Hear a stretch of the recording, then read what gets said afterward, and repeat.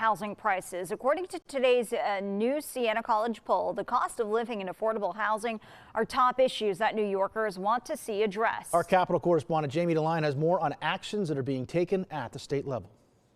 A new Siena poll asked New Yorkers to rank the top priorities they would like to see the governor and state legislature work on. They were given 7 issues: crime, migrants, housing, the environment, cost of living, healthcare, and New Yorkers leaving the state. Far and away the winner, the cost of living in New York. 29% of voters said it was their top issue. 49%, almost half of New York voters say it's one of their top 2 priorities.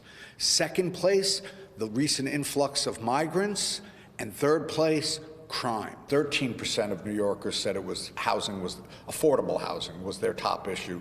29%, so somewhere between a third and a quarter of New Yorkers say it's one of their top 2 issues. Governor Hochul's executive budget proposes $500 million for infrastructure upgrades on state properties that could be repurposed to create up to 15,000 units of housing. Assemblyman Scott Gray has legislation that would look into identifying which SUNY buildings could be converted. Ultimately, relieve some of the campuses, individual campuses, of the cost of those buildings, and then take a look at potentially repurposing those.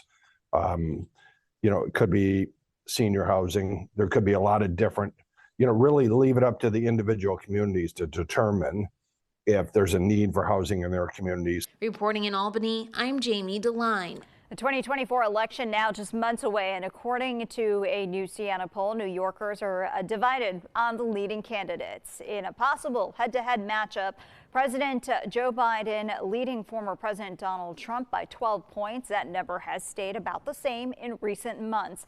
But now when voters were asked who they would pick if someone else was an option in the race, most New York voters, 41% of them, would pick